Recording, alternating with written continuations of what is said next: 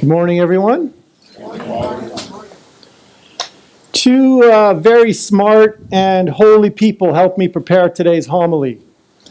A 10-year-old and a 12-year-old. Preparing a homily is always difficult. But at the same time, it is something that a 10-year-old and a 12-year-old could easily do. In fact, one of my friends sent me a message once. He said, "Your homilies are so bad, I can prepare better homilies in my sleep." I said to him, "That's exactly how I prepare mine." So we're all good. Preparing a homily is actually difficult because the first step is always to appreciate the text in its original context. Because the New Testament was written 2,000 years ago in a world, a society with a lot of customs and expectations that we don't necessarily share. We sometimes think we understand the words, but we always have to remember that our understanding of every word or concept is based on our experience of the world we live in, rather than on the world that with the text was written. For example, in today's gospel, we heard this statement: "His master ordered him to be sold with his wife and children and all he had, and payment to be made." This concept of someone being able to sell someone else and his whole family for a debt is not how our legal system works. It's not something we read about. It's not something that any of us have ever experienced. The closest possibly would be a foreclosure or a bankruptcy, perhaps even followed by jail time if there was some crime involved. However, what happened to the man in today's gospel was more severe than anything we can imagine or anything that we experience. This aspect of today's gospel is actually very complex. We could actually spend many days, months, and years trying to appreciate the ancient customs and the legalities of justice and rights. However, the other aspects of today's gospel that focus on mercy, on forgiveness, on compassion, can be easily figured out by anyone, even a 10-year-old or a 12-year-old child, or even younger, a 6-year-old. But sometimes we, who are much older, have a hard time figuring it out. If we don't have time to figure out the more complex aspects of the Bible, we should at least focus on the aspects we can apply to our life. In other words, the Bible is a living word. It's not a dead letter. It's a living word that we try to apply to everything in our life. My biblical exercise with these two young children started with how we can change some of St. Paul's questions in his letter to the Corinthians that we read today into statements. It's nice to rearrange words sometimes in order to read them anew. We started with this exercise: who plants a vineyard and does not eat of the fruit?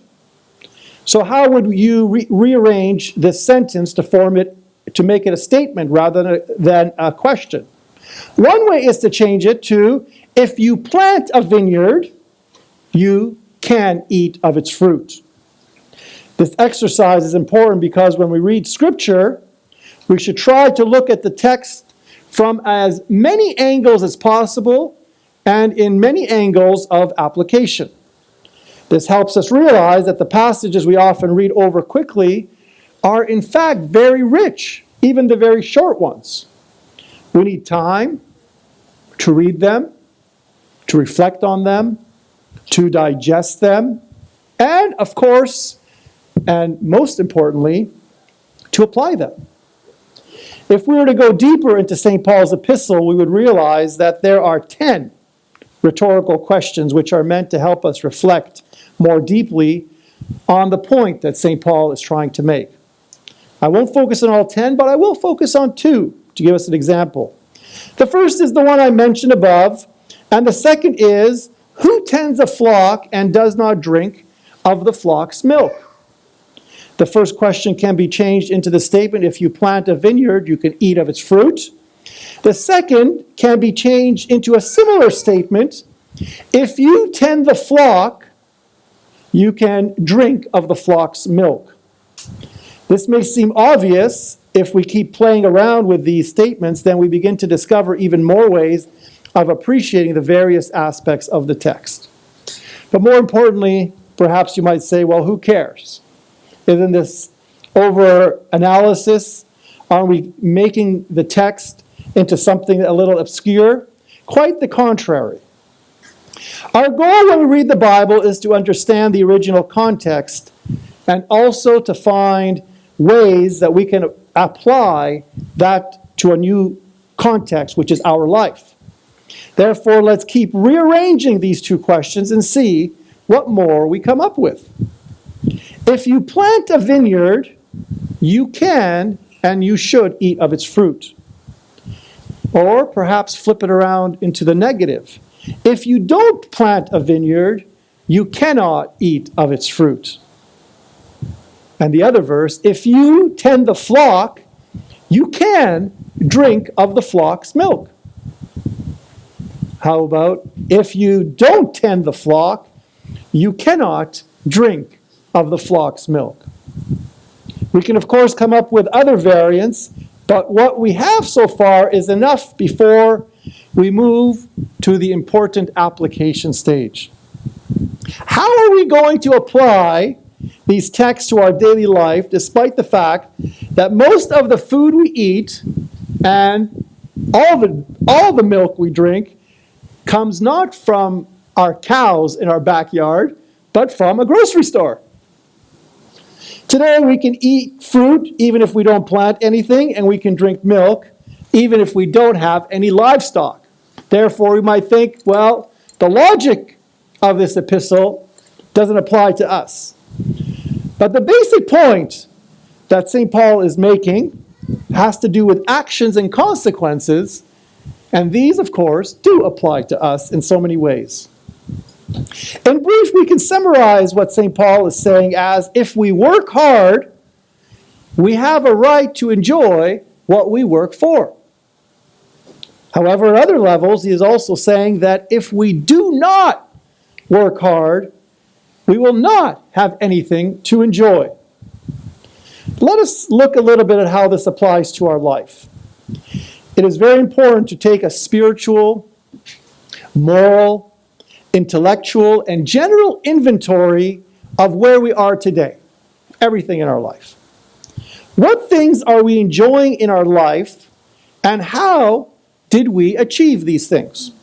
Write them down, perhaps. Or today, when you leave church, sitting around having lunch, instead of talking about a lot of other things, talk about the things, especially parents, of where you are today and how you got there. And help children focus on the things that they have done well and how they got to the place where they are because of their hard work. Also, focus on the negative, not to concentrate exclusively in a sense of putting ourselves down or discouraging us or putting our family members down, but it's also important to focus on this other side of St. Paul's logic. What important things should we have achieved in our life but did not because of oversight, because of laziness, or simply because of neglect? We can start by questioning any aspect of our life. For example, how is my relationship with my husband or wife? How is my relationship with my children? How is my relationship with my brothers and sisters, with my neighbors, with those who may have been friends or those who today are friends? Is it good? If so, how did things work out to be so good? Is it full of troubles? How did things go so bad? Things don't just happen. Trees don't just appear. Things don't just pop up out of the ground. Milk doesn't just appear on our tables. There is cause, there is effect in the things we see around us. And even more importantly, there is cause and effect in our spiritual life. Some people live in the delusion that there is absolutely no connection between action and consequence. If there's a problem, it's someone else's fault.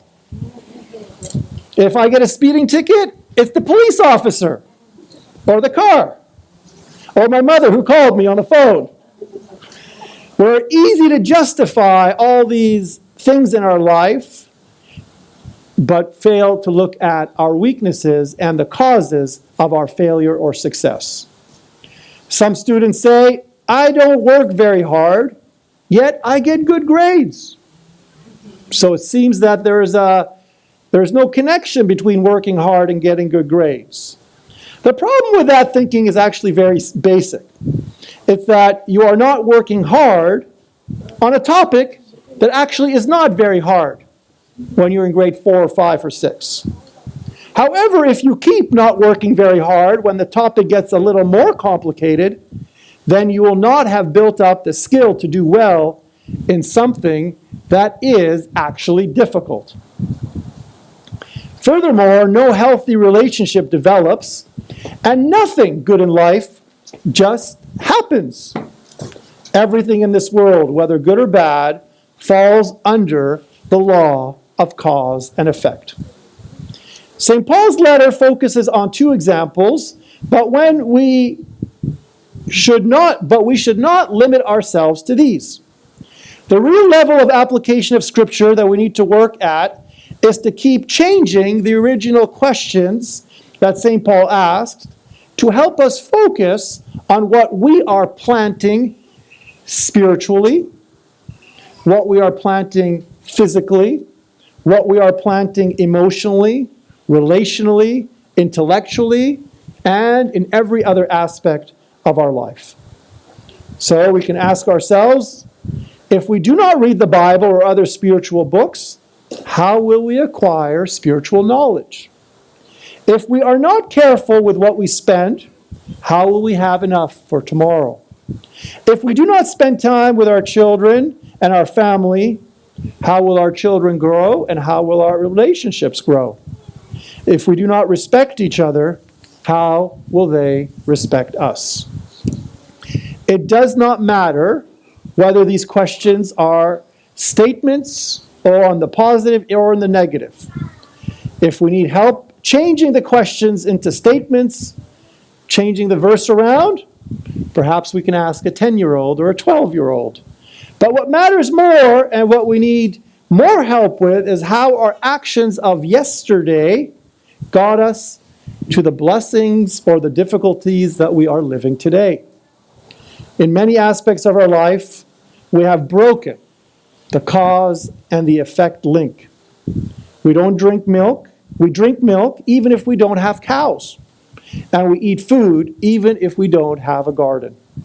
The cause and effect connection may no longer be relevant in our society today for eating and drinking, but it is still relevant, if not even more relevant, for every other aspect of our spiritual and moral life.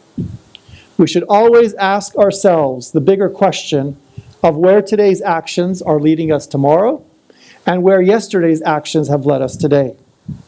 Our spiritual growth starts now with good decisions and keeps growing to lead us to the right consequences for tomorrow. Even a 10 or 12-year-old can begin to see the connection, and for us, that is even more important, to be alert that the blessings that we live today are multiplied and grow in every aspect of our life tomorrow.